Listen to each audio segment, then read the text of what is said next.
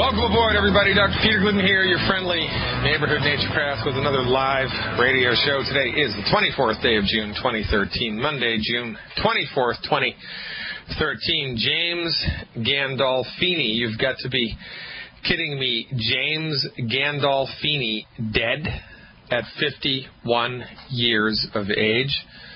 You know for whom the bell tolls? Yeah. It tolls for James Gandolfini, for goodness sake, and all of his relatives and loved ones. 51 years of age. You've got to be kidding me. How is this possible in the country with the greatest health care in the world? How is this possible for a multimillionaire, which I am assuming Mr. Gandolfini was? I mean, he was Tony Soprano, for goodness sake. I can only imagine what his paycheck was and what the residual bonus was every time an episode of The Sopranos aired. Like to be Tony Soprano's agent, wouldn't you, and get 10% of that? I'd be happy with 10%. So, Mr. Gandolfini has more money than, God, and access to the best medicine in the world. For after all, he's a United States citizen, right? Isn't that the deal? He's a United States citizen, and isn't that give him access? Doesn't that give him access by living in the United States to the best medicine that money can buy? Well, it gives him access to medicine that money can buy for sure.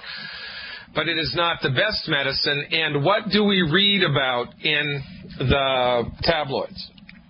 Mr. Gandolfini dies of a heart attack and natural causes.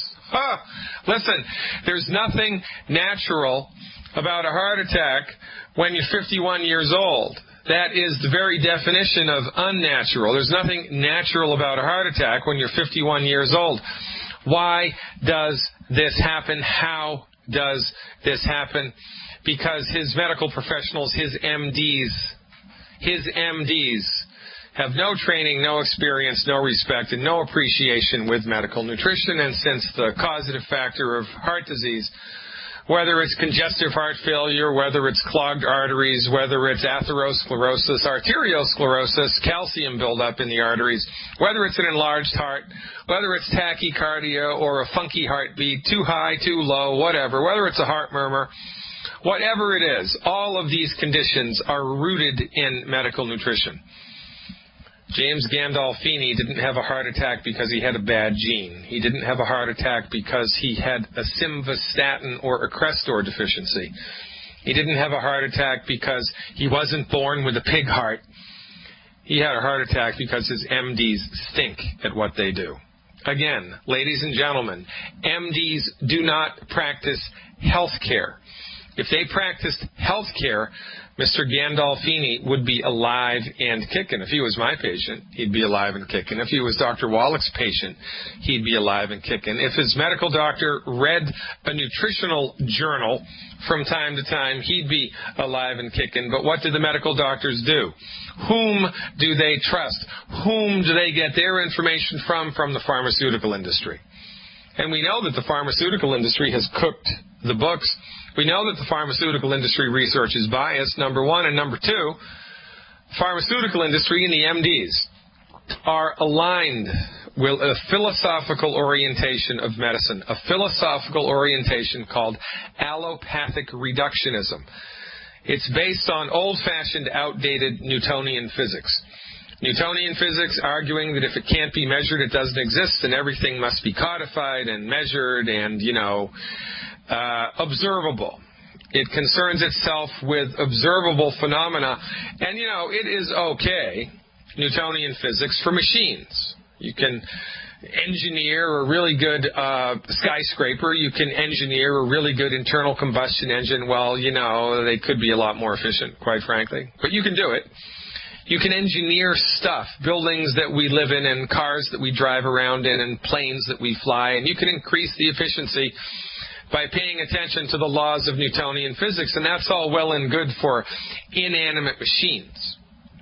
But when you bring Newtonian physics to bear on a living, breathing human being, which is a holistic phenomenon, Newtonian physics can only go so far.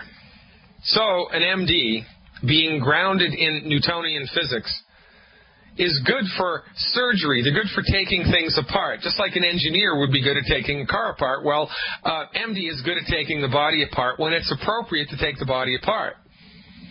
This is why, of course, their domain is emergency room medicine, trauma, and, infectious diseases. Because this is the domain, more or less. There's a little bit of gray area there with infectious diseases, but more or less, this is the domain of the MD because of his or her grounding in the philosophical orientation of the dissemination of their particular medical approach. It's reductionism, and it has its limits. When you bring a reductionistic lens to bear on the observation of a living, breathing human being, there's tons of stuff you're going to miss. There's tons of stuff you're not even going to be able to see. But your training trains you to believe that you're God. Your training leads you to believe that you have the best information about science that's available to modern mankind, and you've drunk that Kool-Aid big time. You drink it every day. Breakfast, lunch, and dinner. They put it in your Dunkin' Donuts coffee, for goodness sake. So the MD, being completely enrolled in his own mythology, is, without exception, impossible to budge from their particular point of view. So when their therapeutics fail, as they did with Mr. Gandolfini, they say it's natural causes, when, in point of fact, the only thing that caused Mr. Gandolfini to die was his doctor had his head so far up his rear end he couldn't even see daylight. It's his medical doctor's fault, plain and simple. Ladies and gentlemen, while we have let the MDs drive the bus of medicine, heart disease rates have remained unchanged. Just as many people get heart disease now as they ever did. This, of course, after $20 to $25 billion of cholesterol-lowering statin drug sales a year since, the late 80s, mid-90s. That's when it really started kicking into gear, right around 1987. Hundreds of millions and then billions and then tens of billions of dollars of cholesterol-lowering statin drugs sell every year all around the world. And if cholesterol is the big bad voodoo daddy that the MDs tell us it is, how come heart disease rates have remained unchanged? How come just as many people get heart disease now as they ever did? I mean, if we're lowering cholesterol and everybody's eating a fat-free diet, shouldn't we be making an impact? And we've been doing this for over 30 years. We've been doing this for over 30 years. Shouldn't we be making an impact on the rates of heart disease? Well, we should. A reasonable person would conclude that. But the MDs gloss it over because they're not concerned with the pathoneogenesis of disease. They don't give a damn what causes heart disease. They have absolutely no conceptual understanding of what causes it. If they did, then Mr. Gandolfini would still be alive. They have failed him. They have failed you. Now, if they failed Steve Jobs, and if they failed Gandolfini, and if they failed Neil Armstrong, you think they're going to have room for you? You think you're going to be able to have enough medical insurance to cover all of, your needs? No, this is not a money issue. The medical system does not need to be upregulated. The medical system does not need to be downregulated. The medical system does not need to be tweaked or massaged or polished. The medical system needs to be abandoned because it does not work. And if James Gandolfini dying at 51 years of age of a heart attack does not make you horrified about the competence of your MD when it comes to the treatment of chronic disease, then you have your head so deep down in the sand. The next time you go to the restaurant, ask the waitress to bring you a clue because you are in desperate need of one. Enlarged heart. The main causative factor of an enlarged heart is a selenium deficiency. Congestive heart failure. The main causative factor of congestive heart failure is a deficiency in thiamine or vitamin B1. It's also referred to as the end stage of Kuru disease. I bet you didn't know that. Heart murmurs. What causes the heart to murmur? Well, that's a funky valve or an enlarged heart. What causes a funky valve? Is it the funky valve gene? No. Is it a pig valve deficiency? No. Your valve in your heart has lost the nutrients necessary to keep it flapping appropriately. If you have an elastic band and it dries out and you go to bend it, it snaps like a twig because it dried out. It lost stuff that it needed to maintain its resiliency. Well, it's no different with any tissue in the body. What causes funky heartbeats, too high of a heartbeat, too low of a heartbeat? Is it because the nerves in your heart are all of a sudden funny? No. The main causative factor of this is degenerative disc disease in the spine, which the MDs completely overlook because they have their heads up their butt, quite frankly. Again, they're not concerned with what causes disease. They're only concerned with the delivery of drugs to manage certain health conditions. They have no eye towards real, honest-to-goodness prevention. High blood pressure, the main voodoo daddy, big cause of high blood pressure is a deficiency in calcium and magnesium.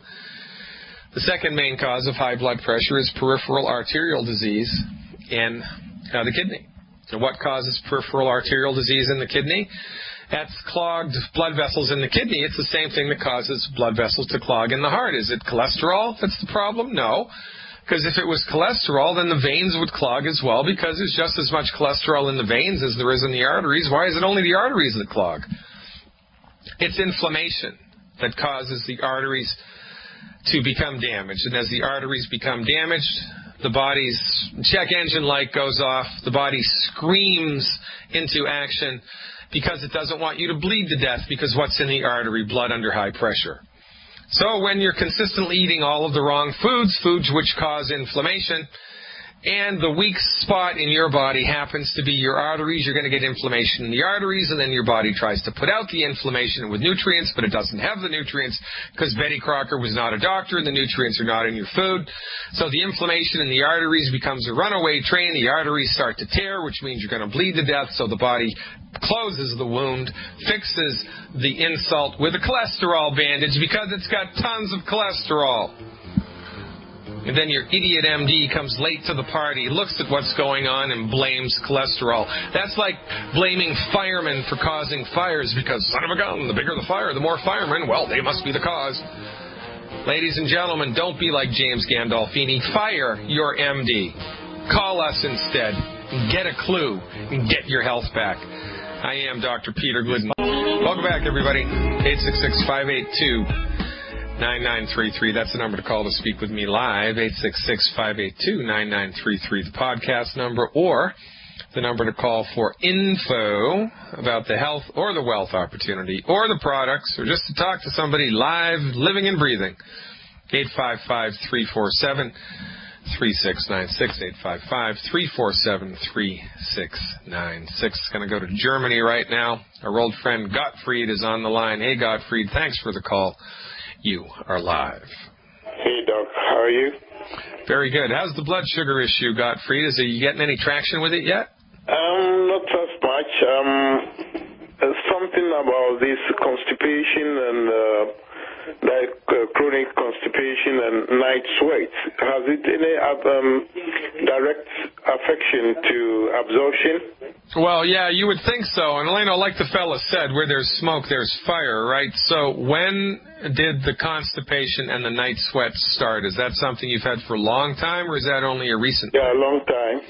Long time. Yeah. Night sweats are interesting. How many years or months or weeks have you been suffering with night sweats? I think since 4 years now. Really? And do you remember when that started, what the cause was? I mean, did that just happen out of the blue? Was it after a flu shot? Or yeah, that's it. When I have this, I was diagnosed with this GBS. Yeah. So you were diagnosed with a digestive issue? No, with Guillain-Barré syndrome. Oh, you were diagnosed with Guillain-Barré, and do you think that was caused by a vaccine, or what do you think? I don't know. They couldn't figure out, and at the end they told me it's because of my diabetic. Oh, yeah. And how long have you been diabetic? Since 1997. Okay. And how much insulin or metformin or glyburide are you taking every day? Every day that was 27. Yeah, okay. Now, have you avoided, some diabetics have and some diabetics haven't. What's your relationship on a daily basis with consumption of sweets? How is that going? There's nothing. I've stopped everything. I don't eat sweets. Yep. I've get out of the gluten Nothing at all. All right, so no carbohydrates, no fruit juice, no fruit leather, no nothing, no honey, no maple syrup, no nothing like that, right? Nothing. Okay. And you've had constipation and night sweats for a long time. How much do you weigh, Gottfried? 184. Okay. And how many sweeties are you taking every day? 8. Okay. So, as an experiment, for 7 days in a row, I want you to take 24 sweeties a day. Just for 7 days in a row, I want you to take 8 with breakfast, or better, right, is to take it between breakfast and lunch. Take 8 between lunch and dinner, and then take 8 between dinner and bedtime. Take 24 a day as an experiment for 7 days in a row, and see if that budges the blood sugar. I bet you 25 cents that it's going to. Constipation can, of course, be a problem, and, you know, this is a very... I always say this. I guess it's becoming my catchphrase, but it's true. Right? This is an interesting thing to talk about because nobody puts these things together the way holistic methodology does, right? In my personal life, I've had 3 remarkable healings. 3 remarkable healings. One was with a homeopathic remedy. One was with colonic hydrotherapy, and one was with a fast that included colon hydrotherapy. So I have direct personal experience, and it's also not a stretch to assume that because everything's connected in the body, you know, if there's a blockage somewhere, if there's a problem with the lungs, it's going to affect everything else. If there's a problem with the blood sugar, of course, it's going to affect everything else. Every diabetic in the world knows that when their sugar gets elevated, their mood crashes. I mean, that's why it's called the sugar blues, because you feel like crap. And also, it's reasonable to assume, and quite frankly, it is the reality of the situation, that if your gut is messed up so much that you have chronic constipation, then that is going to have a ripple effect everywhere else in your body because, you know, naturopathic medicine, holistic medicine, especially the fields involved with medical nutrition, absolutely unequivocally state that in order for the body to be functioning properly, the digestive tract has to be sorted out. So chronic constipation can play a big role here with the assimilation of the nutrients into your bloodstream. So stick with me through the end of this hard break, Gottfried, and I'll come back and give you advice about what you can do to get on the other side of the digestive issue with a more aggressive protocol. Ladies and gentlemen, I am Dr. Peter Glidden, and this is Fire Your MD Now. Check the website out of the same name, fireyourmdnow.com. Welcome back, ladies and gentlemen. Dr. Peter Glidden here, your friendly neighborhood naturopath. Please check out the website, click on the Longevity button, and join the cause, fireyourmdnow.com. Going right back to Gottfried now. Gottfried, do I have you back? That's right. Okay, very good. So here's what I would recommend you do for 7 days in order to help your body get on the other side of a chronic constipative event, all right? Yep. So you got to go to a pharmacy and get an enema bottle. You got to get an enema bottle. Have you ever given yourself an enema? Enema? Yeah, What's enema. that? Yeah, it's a water bottle that has a long tube on it with a rectal applicator, and you grease the end of the tube up and stick it inside your butt, and you lie down in a particular position, and you slowly let the water drain into the lower end of your digestive tract, and then you can take that for about 5 minutes, and then you stand up and sit down on the toilet, and then you lay back down, and the whole thing from start to finish takes about 45 minutes. You're basically rinsing the lower part of your intestinal tract out with a warm water solution. That's a really good thing to do as part of a cleanse every day for 7 days. So and every enema bottle in the world that's sold is complete with instructions. You can also look it up online, enema, E-N like Nancy, E-M like Mary, A. Buy an enema bottle, fill it with warm water, and do one enema in the evenings, you know, between dinner and bedtime, for 7 days in a row. Now, additionally, during this 7-day period, I want you to go to a health food store. I'd have you get a longevity product, but you live in Germany, you know, and it takes a long time for you to get stuff. The longevity product for the U.S. audience is called Herbal Rainforest. As part of a nice little cleanse, a good recommendation is 1 ounce of the Herbal Rainforest 3 times a day. 1 ounce of the Herbal Rainforest 3 times a day with a warm water enema every evening before bed. A warm water enema every evening before bed. But, you know, because you're in Germany, it's going to take a while to get that. You can just go to a health food store and find an herbal tea that has Cascara Sagrada, C-A-S-C-A-R-A, C-A-S like Sam, C-A-R-A, Sagrada is the second word, S like Sam, A, G like Gottfried, R-A-D like David, A, Cascara Sagrada. That's an herbal laxative. It's an herbal laxative, and most herbal laxative have a number of different herbs in them. You know, it's never just one, it's always a combination.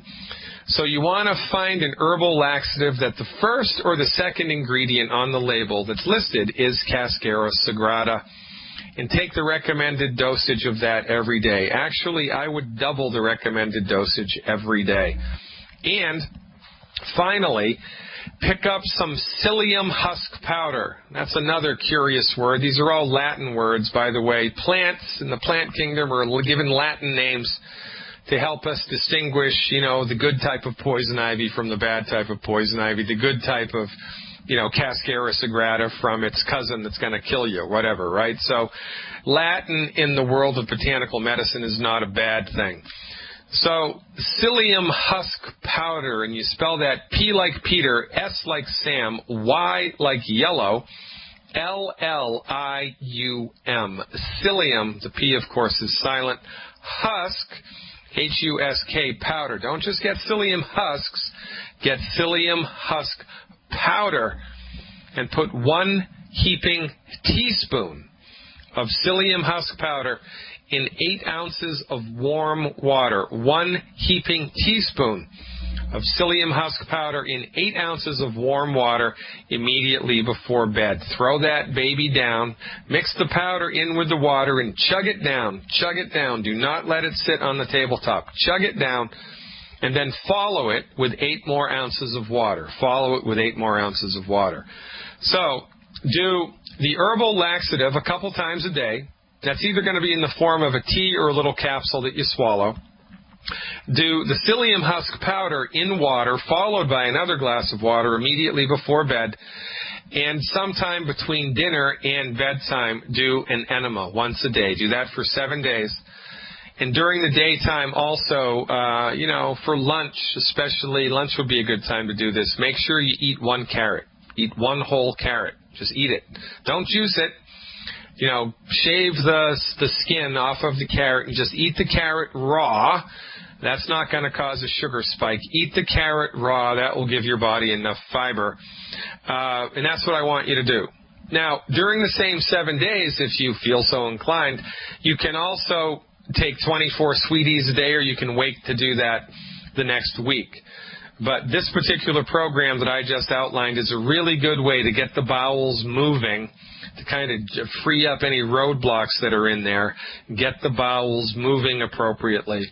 And then once the bowels are moving appropriately, and sometimes it's just a question of removing a little bit of a log jam that's in there, right, pun intended, then once things start moving out on a regular basis, your metabolism of the nutrients really catches up with you and takes a big turn for the better. So that's what I would do for either 1 week or 2, Gottfried. Check that out. Let me know what happens. I'll be very interested to hear your report on your improvement, both ways, both with the constipation and with the nutrification. And you are onto something here, Gottfried, because if the south pole of the digestive process, if the elimination of fecal material from the human body is sluggish, then that will have a negative effect on your ability to metabolize nutrients, absolutely. So clean it out, buddy. Call me back in a week or 2 with a report, and I will look forward to that. Thank you again for everything that you do. Going from Germany to Pennsylvania, what other radio station does that, by the way? I don't think there's any. We do right here on Fire Your MD Now. Going to talk to the queen of weight loss, Linda Adams. Welcome aboard, Linda. How can I help today? You are live. Hi, I have a question. Well, this morning you were telling me about calendula. I immediately called the health food store. They have it in 3 options. Do you think I should get the ointment, the cream, or the lotion? Now, tell the listening audience what I told you to do that for. You told me to do that because I have dramatically lost a lot of weight. The majority of it was prior to longevity, but I'm like baffled. I went from 192 March 27th, and I'm 158 today. So anyhow, I got a tummy tuck on June 6th, and if anybody that's listening that knows me, I take practically every longevity supplement there's known to man, and I totally stay away from the 10 bad foods, and I stay in contact with you for additional health advice. And I wanted to know, in addition to spraying plant-derived minerals on my tummy and in the incision area of the tummy tuck, what else should I do? You suggested colloidal silver and calendula. Yeah, and the recommendation here is you wanted to help to decrease scarring, right? You wanted to help your body not scar, because whenever you have a surgical procedure, of course, there's a scar left over. So the recommendation here, there's a botanical medicine called calendula. Calendula is the correct way to pronounce that. Calendula, Latin's a funny language. Calendula cream. Calendula supports and promotes the body's ability to heal by second intention. So what that means is it is a great vulnerary, it is a great wound healer.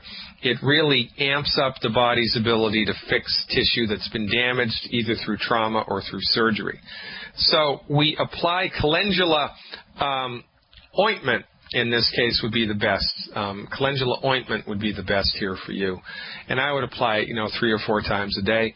And in between doses of the calendula or applications of the calendula, you can spray the colloidal silver. You can actually put the calendula dosage into a little, on top of a little teacup or something, or on top of a little saucer, and spray the colloidal silver on top of it and mix it in with a Q-tip so that you have the calendula ointment and the colloidal silver all mixed together.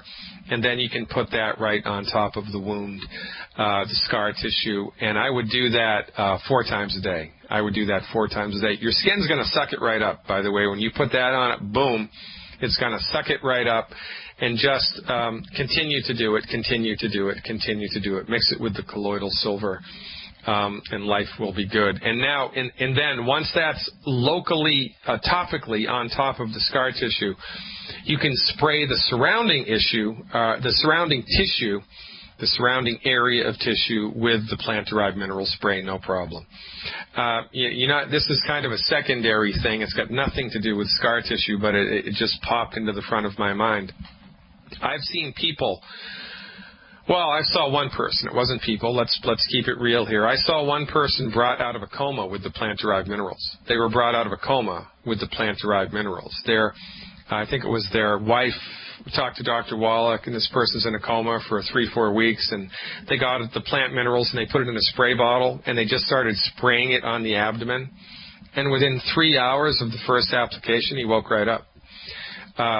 Because the body needs minerals. And when the body doesn't have minerals, nothing can function properly. And if you're already in a coma or things are really bad, and so by just giving your body simple nutritional support, like spraying the minerals onto the skin, it really can do remarkable things. So I would do the ointment, Ethelinda, and I would mix the colloidal silver in with it, and call me back in a couple of weeks for the report. Does that sound like a plan?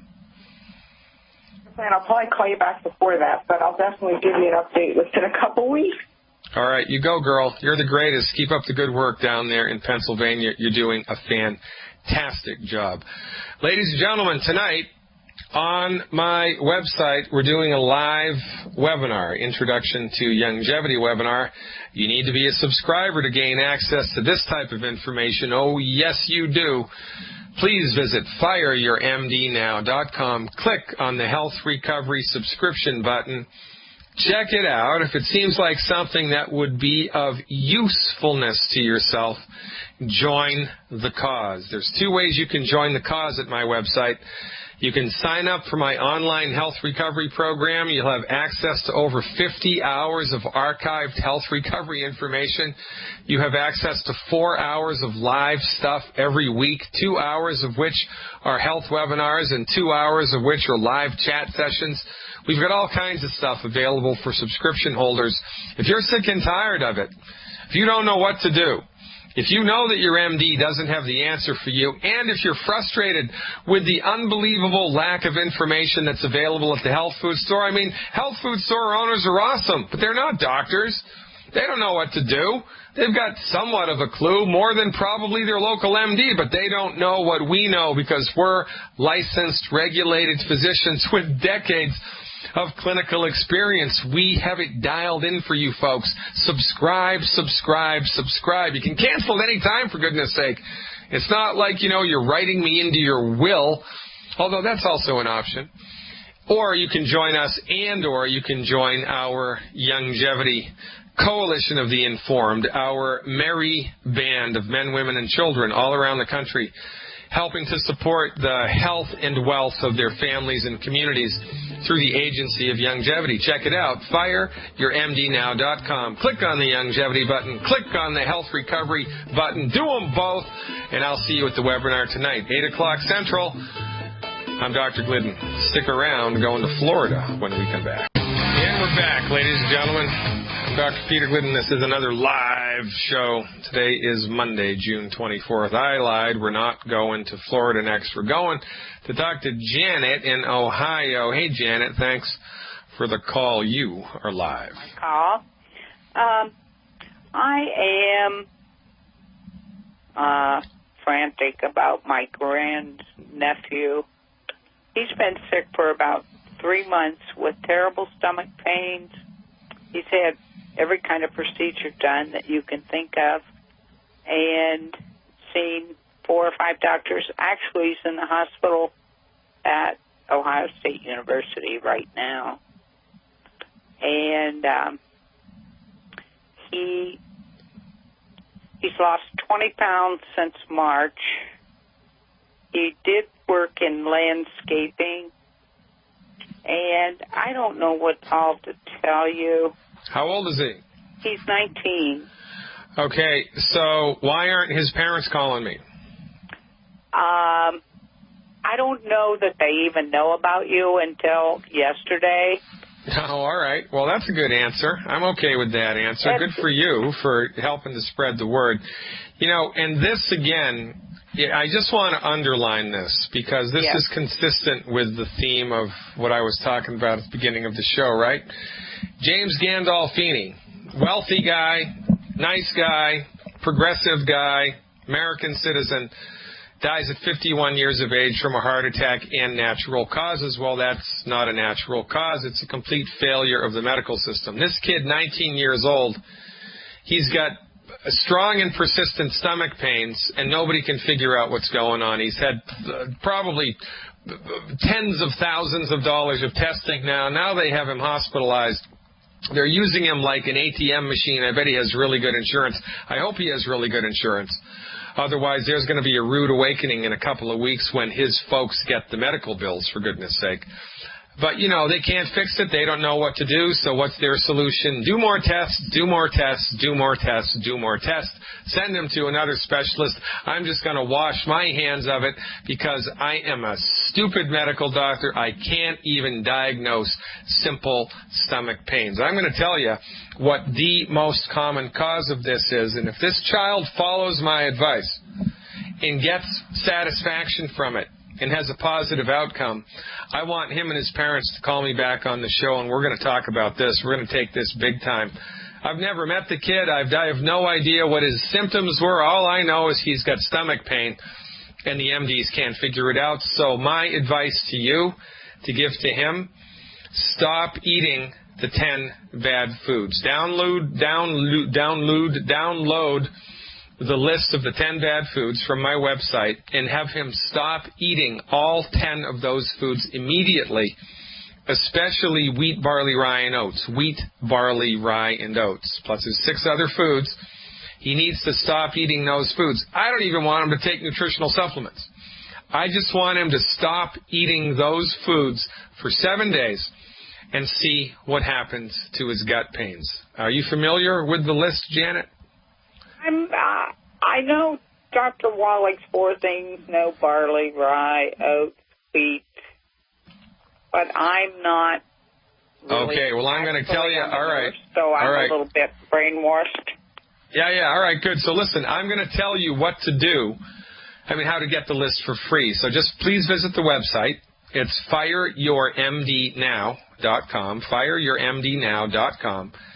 And right there on the front page, there's a link to click on to become a member for free of my newsletter, to get my newsletter every month for free. And just give me your name and your email address. And once you become a newsletter subscriber for free, you get immediate access to a document that I've entitled Good Food, Bad Food.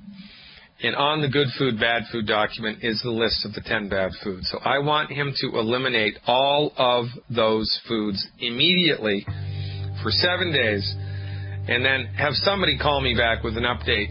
I think you're going to be pleasantly surprised at what happens when he follows advice from a licensed, regulated, experienced physician practicing science-based, clinically verified medical nutrition.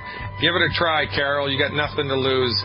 Thanks so much for the call. Thanks for doing what you do. Thanks for showing his parents the light. Ladies and gentlemen, that's how we roll here. It's all teamwork. I'm Dr. Peter Glidden, and this is Fire Your MD Now. Stick around.